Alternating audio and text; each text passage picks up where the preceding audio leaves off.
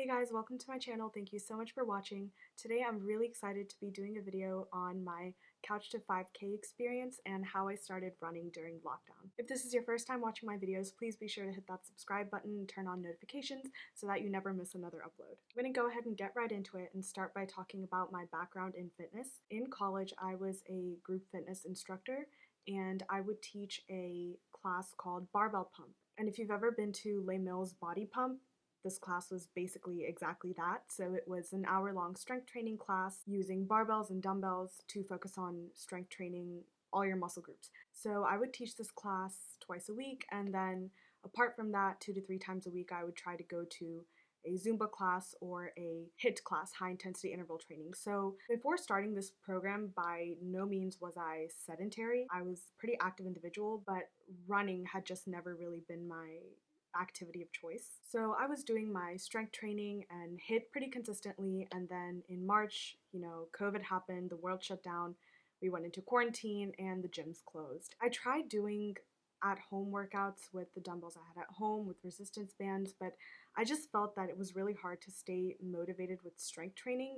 The gym just provides such a motivating environment that I couldn't really get at home. And I noticed I wasn't really keeping up with my workouts and it just wasn't happening. And I decided I need to try something else. What if I tried running? Now, running is something I'd never ever done before in my life. I've never pictured myself ever running, but hey, 2020 has been a crazy year for everyone and people are doing things that they never thought they'd do. So here we are.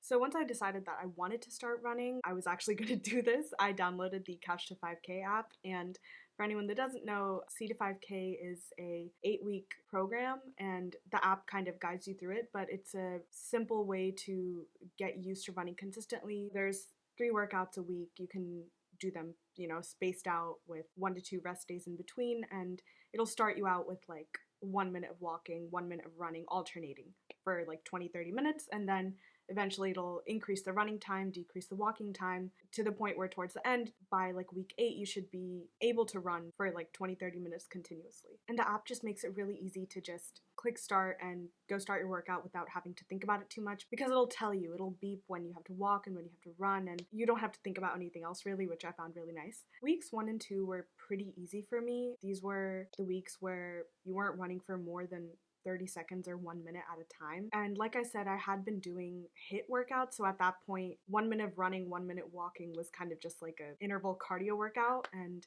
as I predicted, I did have the cardiovascular endurance. It's just the muscle use that was going to be challenging. Week 3 for me was where it started getting a little more challenging. So week 3, you had to run for like 3 minutes at a time, and by the end of each workout, I was dead. I was exhausted, and I realized that I was running way too fast in weeks 1 and 2. Like, I really had to slow down my pace if I wanted to keep this up and continue this for 20-30 minutes. So I realized I was running way too fast because I was winded after like 4 sessions of running, alternating for 3 minutes. So week 3 is where I really slowed my pace down to barely above a walk. Like, imagine speed walking and picking the pace up just barely so that it's considered running. That's what I was doing. It was literally the bare minimum that constitutes running. Week 4, the running time bumped up to maybe like 5 minutes. Before then, weeks 1 to 3, I was always listening to music. But week 4 is when I realized that listening to podcasts is a game changer. If you want to run for long distances, listening to podcasts is the way to go. Because when you're listening to music, it's really easy to be like, okay, each song is 3 minutes. I've been listening to 5 songs, so I've already been running for 15 minutes. Man, that's a long time. I need a rest. So it's really easy to get up in your head with that, but with podcasts, it's really great to just zone out and just focus on listening to it and just kind of keep your feet moving at the same time. Week 5 is when the running time really kicked up to about 8 to 10 minutes, and this is when I really started feeling a toll on the rest of my body, specifically my legs. Like I said, I had been active, so the cardiovascular part wasn't too much of a struggle for me, but it's just the fact that running is so repetitive and you're using those same few muscles for 30 minutes. I really felt it in my shins and my quads, and I realized I needed to vary up my surfaces because I was always just running on our road and the pavement outside. But starting from week 5, I would make it a point to try to go to a trail on the weekends. Road running puts a lot of impact on your joints, so if we could find like a dirt trail, I would try to go to that once a week and try to do my workout on there just to kind of lessen the impact on my joints. And also running on a trail engages other smaller muscles as well, so it's always good to vary up your surfaces. So going to a trail helped with any injuries I was feeling, but I also realized it was really important to just listen to my body. For example, one day I had really bad arch pain and I just gave it a rest. Like at that point, it had been 3 days since my last workout, but it doesn't matter. Like I wasn't gonna run through arch pain and make it worse, you know? Week 5, day 2 was 8 minutes of running, and week 5, day 3 was running 20 minutes continuously. So I jumped straight from 8 to 20 minutes, and I was really nervous. I was like, I can't do this. But when I was at day 3, honestly, it wasn't even that bad. I just took a 1 minute break in the middle, and that is the moment I realized like running is all mental. Like you will hear that from everyone, but I'm gonna say it again. The biggest hurdle is most definitely mental, and that's why like listening to podcasts help, you know, not thinking about how much you're running helps. Like if you can just zone out and just focus on breathing and putting one foot in front of the other, you can do it.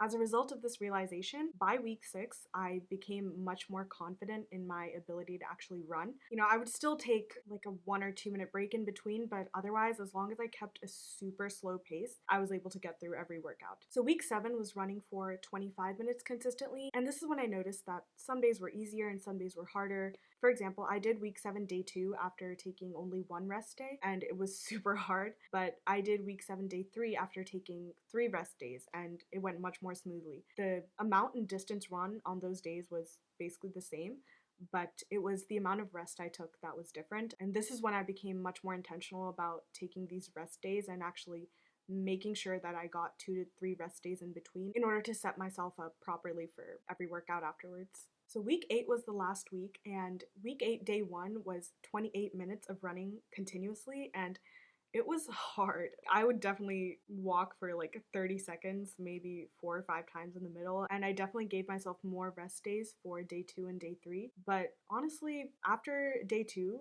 day 3 was fine. Like once I got used to it, you know, 2 times, the third time was fine. I walked for 1 minute in the middle and it was great. So I can say I've officially completed the Couch to 5K program. So now I can run for like 30 minutes continuously with maybe a 1 minute walking break in the middle. And you know what? Like that's fine. I'm still really proud of myself for finishing this and doing something that I never in my life imagined I would ever do. And the next step for me would be to try to increase my pace. My pace is really slow. Like I'm not running anywhere near a 5K. I'm not running 3.2 miles in 30 minutes. It's definitely less than that, but it's all about, you know, working on yourself and getting better. So that's what I plan to do over the next few months. Now that I've developed this habit, I'm probably going to consistently keep up with it, you know, even once we can do group fitness classes and gyms again. So that was my C to 5K experience, but I want to end this video with some tips that I think will be super helpful if you are planning to start your running journey in 2021.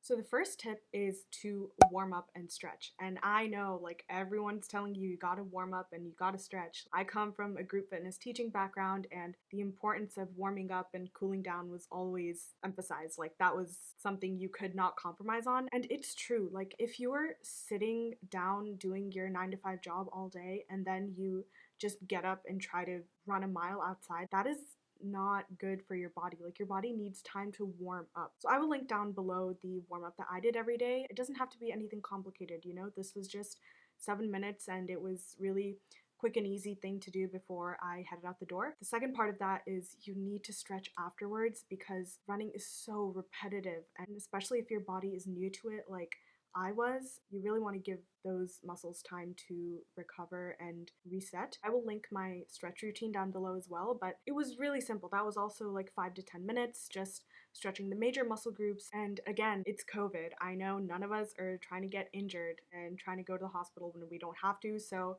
warming up and stretching is really important in order to prevent injury. The second tip is do not do too much too fast. Running is such a repetitive motion and you're using only those muscles over and over again in the same way, and I did some research on how most running injuries occur, and most running injuries occur in new runners that are getting started, and they occur when they're trying to do too much too fast.